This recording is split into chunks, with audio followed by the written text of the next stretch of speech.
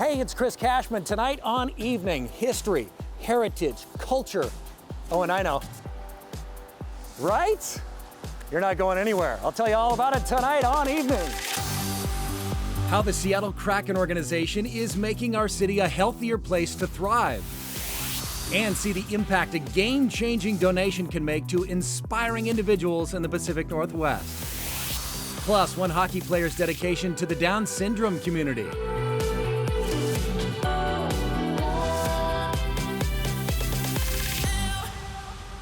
Hello and welcome to Evening from the National Nordic Museum, the only national museum in Washington State, and it's right here in Ballard. We're also going to be celebrating our Seattle Kraken, talking about their community connections and their Nordic connections. The Seattle Kraken are heading to Finland this year as a part of the NHL Global Series, an NHL initiative to grow the game internationally. Finland is a natural fit given its deep hockey culture and the strong presence of Finnish players on the Kraken, creating a hockey bridge between Seattle and Finland.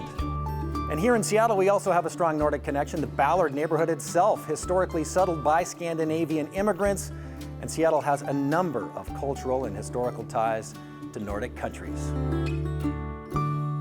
And first up on our Kraken special, how the Seattle Kraken organization is helping make the Emerald City a greener place. Gotta keep our community clean. It's not every day you see employees from a professional sports team trading their desks for trash bags and work gloves. A little slimy. Gross. Not in our water. In you go. Staff from the Seattle Kraken, Climate Pledge Arena, and the Kraken Community Iceplex came together for their annual all-staff volunteer event.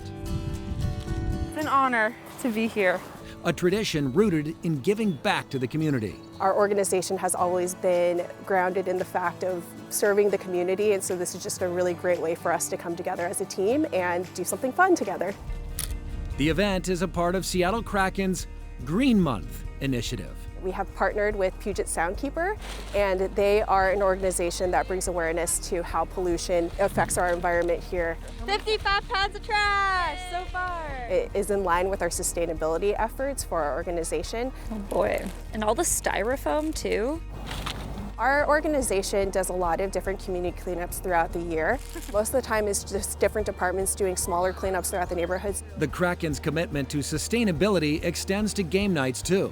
The team hosts Green Night at Climate Pledge Arena. It's part of our Kraken Common Thread initiatives where we highlight a certain cultural or heritage event that is going on, and we hire a local artist to come in and design the logo. And so if you go to the game, you'll see all of that artwork all over the place. And this year it features some Pacific Northwest native fauna and flora in the actual S of the logo. And so it's definitely a really, really cool way just to, for local artists to exhibit their artwork in a really fun way, but also for us to provide education to our fans. Seattle Kraken organization proved that hockey is about more than just winning games. It's about making Seattle a better place to live. It was something that we really hold near and dear to our hearts and something that we look forward to doing every single year. It's our legacy to our future.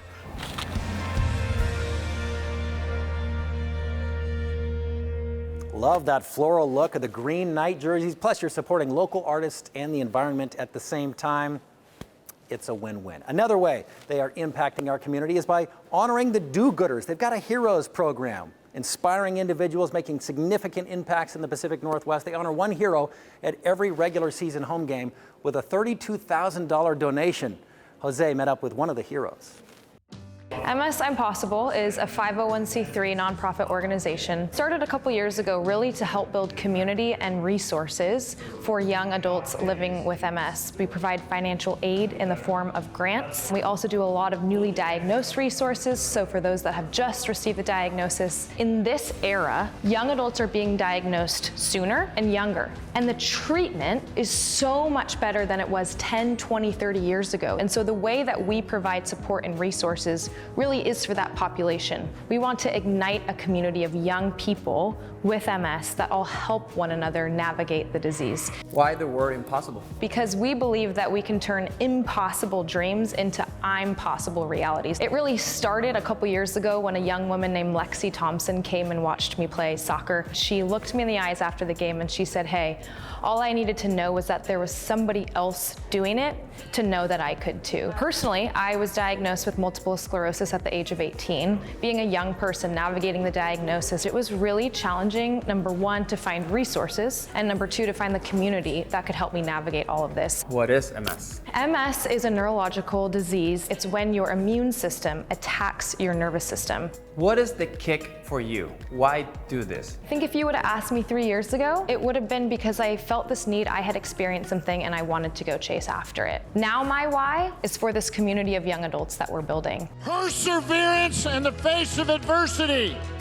Never giving up. It's our team, but it's also our hero tonight. How was it for you to win the Kraken Hero of the Deep? When Todd Lewicki, the CEO of the Seattle Kraken, stood in that arena, shared my story, and announced what was coming, it was a dream come true. The very next morning, we were up and running, we were building our programs, we were finalizing a few things we needed to get in place, but that night was really the catalyst for how MS Impossible launched. And when I look back, it emulates so much of what we try to do. We are building community for young adults with MS while leaning on our community to help make it possible.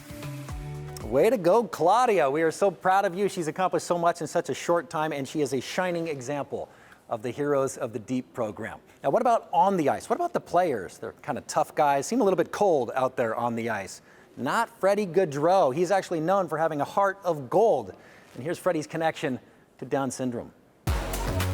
In life, there are moments that remind us we all have a chance to make an impact. Beautiful goal. For Seattle Kraken player Freddie Gaudreau, that realization came when his sister welcomed her first child. My godson, my nephew, Noah, was born with Down syndrome. He's 9 years old already.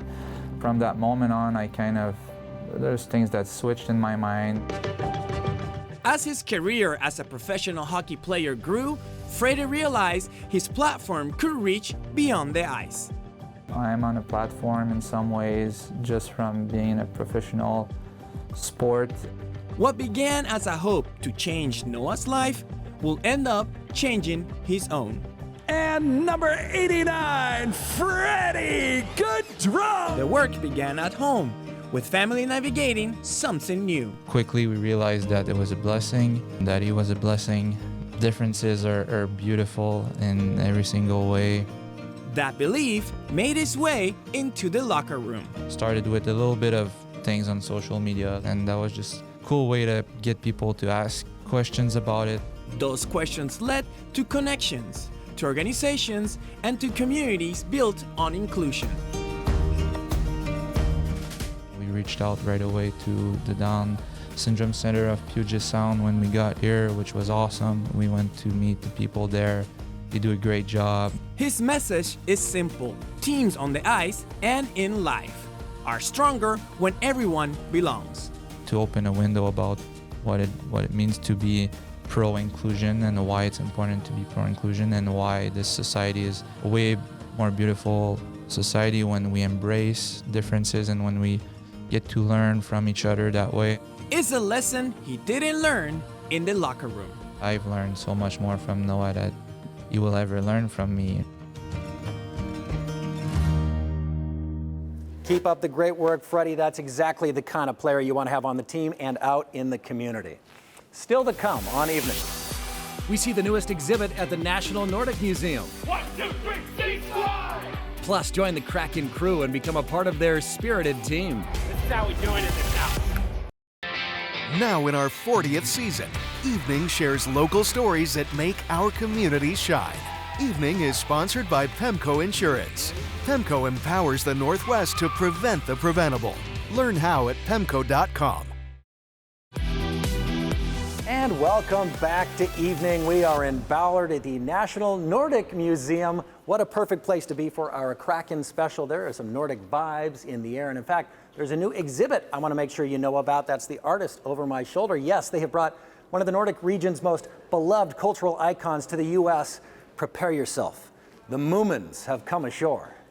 Sure, so we're really happy to open this exhibition of the Moomins. So if you don't know the Moomins, they're kind of the most beloved character in the Nordic world, almost like the Hello Kitty of the Nordics. So they spread across comic strips, books, movies, TV shows. Over a period of 80 years now, they've been popular. That's cute. Across the Nordic region, but also in Japan, where there's actually a Moomin theme park. Seems like you're either aware of the Moomins or you're not.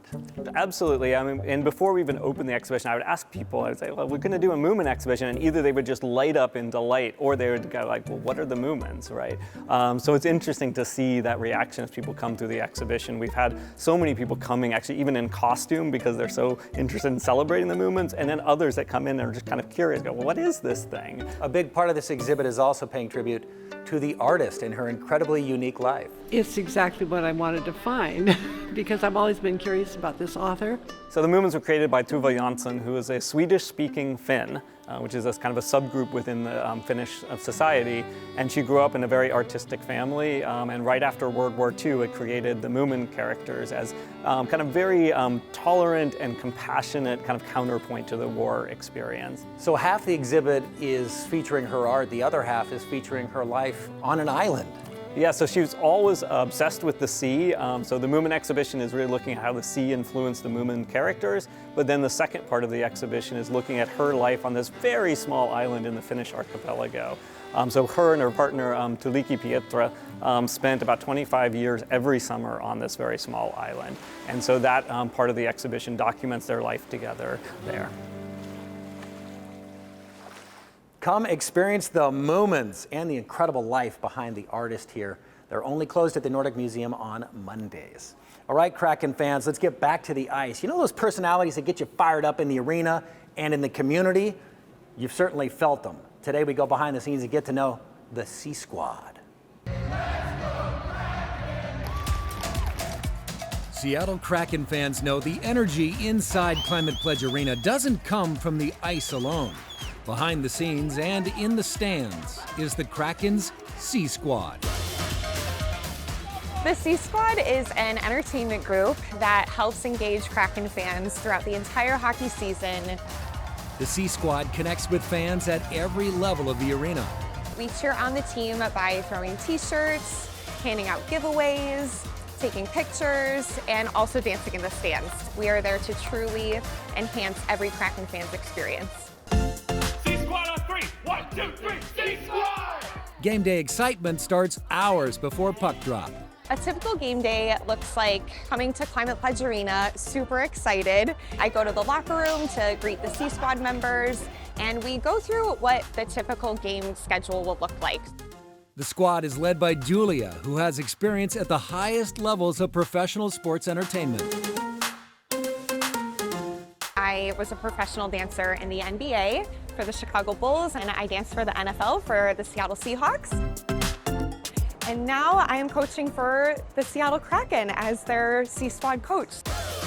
I guess what a lot of people don't realize is that working on a game day is truly working in live entertainment. So being on the Sea Squad really gets your feet wet in the entertainment industry and opens up a new world. For the Sea Squad, a hockey game is about more than the action on the ice. It's about creating an unforgettable experience for every fan. Whether we are winning, losing, rain or shine, we are here to support the team. This is how we do it in this house. Way to go, Sea Squad. I was thinking about joining, but I don't want to lose my amateur status, you know? So don't let the weather outside fool you. It is spring. That means it's road trip season, one of the categories you could vote on in Best Northwest Escapes. And here's how you can win a road trip to the Washington coast. All you need to do is vote in our 30th annual Best Northwest Escapes. Go to king5.com/escapes to vote for your favorite getaways. Each vote gives you a chance to win a Grace Harbor getaway to Westport, Ocean Shores, Lake Quinault, and Seabrook, worth $5,000. So vote for your favorite Best Northwest Escapes right now.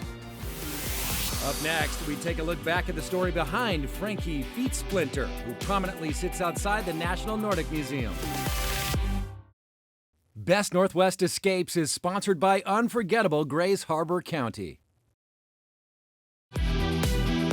And welcome back to Evening from the National Nordic Museum, where yes, the Moomins have landed. It wasn't that long ago that 6 giant trolls landed here in the Northwest. One of them still guards the front of the museum.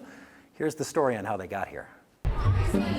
Danish environmental artist Thomas Dambo has more than 100 incredible creatures scattered around the world and has spent the last month installing 6 hand-built troll sculptures right here in our backyard. The exhibit is called Northwest Trolls Way of the Bird King, and his team are here making 6 sculptures in the Pacific Northwest. Quite honestly, the art and the message behind, the conservation and the recycling and all of that, I just find it super intriguing. Also just like the adventure of it. I'm an artist that comes from Denmark. I believe that our world is running out of resources while it's drowning in its own trash. But if you're a little bit smart, you can also see that those 2 problems are each other's solution. 6 trolls are now full-time residents here in the Pacific Northwest and are a part of a bigger fairy tale. There. That's where the Bird King's gonna be. The first troll to be assembled lives in Portland. Ole Bo can smell the cookies baking inside a local house. Can you ask the cameraman if he can stop recording and come here and help with this so we can get finished? Pretty, pretty please, let's keep peace beneath the trees. That's just a portion of the poem Dambo dedicated to Pia the Peacekeeper, who now sits underneath the trees on Bainbridge Island. And in her flute, her magic horn, a tune so passionate and strong, she played for them the Orca song to ask them where they all had gone. Along the shores of West Seattle, a flute-playing troll named Brun Idun. It looks really uniquely designed. Whoever did that, 10 out of 10. Jacob Two Trees, or Jacob Two Trees, is a hard-to-miss protector of the forest in Issaquah. Maybe just sit down a little bit because you will be small. The Bird King will sit like this. Over the weekend, Oscar the Bird King was crowned and introduced to residents on Vashon Island. Troll transport was spotted on the ferries over the weekend, and that foreshadows the final fictional friend in Ballard. Frankie Feetsplitter now greets visitors at the National Nordic Museum. And now we're done, so that's super, super great, and I'm really proud of what me and my team have accomplished in the last 100 days. So much fun. Make some time to come see Frankie sitting right out front. Mr. Feetsplinter, much more impressive in person. When evening returns, meet a Seattle Kraken unsung hero, how she's supporting future hockey fans.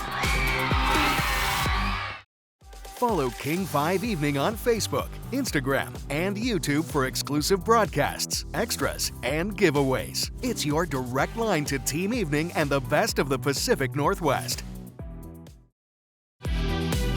And welcome back to Evening from the National Nordic Museum here in Ballard, the perfect location for our Kraken special. Some serious Nordic vibes in the air. And when we talk about Kraken hockey, we often shine the brightest light on the athletes. But there's another part of the team that you don't often see that makes it all work. An unsung hero making a big impact. It's game day for the Seattle Kraken's Tyler DeLoach. Her home ice? Anywhere new hockey fans can be made. We're in charge of making sure that Kraken fans have a great experience. Thank you guys for being here. I really appreciate it. Tyler is the manager of fan development. Today, she's getting help from players Mitchell Stevens and Cale Fleury, and one very famous troll. So we are at Stanislaw Elementary, and we are doing a school visit. We'll do an all-school assembly with 2 of our players and Bowie. All right, this is what we're gonna do. So the best part of my job is getting to do things like this. I've been around hockey since I was about 6, so this sport is really, really important to me. And we want to make sure that everybody who has the opportunity to watch hockey or play hockey can do it. What was your hardest game and why? And so I also think it's really important for representation. I love being a female of color in hockey, and making sure that especially little girls get to see me and they can also be involved and know that they can either play the sport or work in the sport as well. The kids get some swag and the conversion is complete. The Kraken fan base has grown by exactly 1 elementary school. And I loved it so much. Finally, the team plays a game Stanislaw Elementary is known for. It's called the impossible shot. The object, just get the ball in the tube. And Cale Fleury gets the goal. A spectacular shot. But he's not the only one who scored today. Every smile from every new Kraken fan here puts a point on the board. And that's a win for everyone. Tyler helped bring an opportunity and experience to our school for our students that they normally wouldn't have. And so we really appreciate all that she did. It means the world to them. They're going to remember it. They're going to keep their gifts that they got. They're going to keep the memories and the memory of one of the players getting the impossible shot.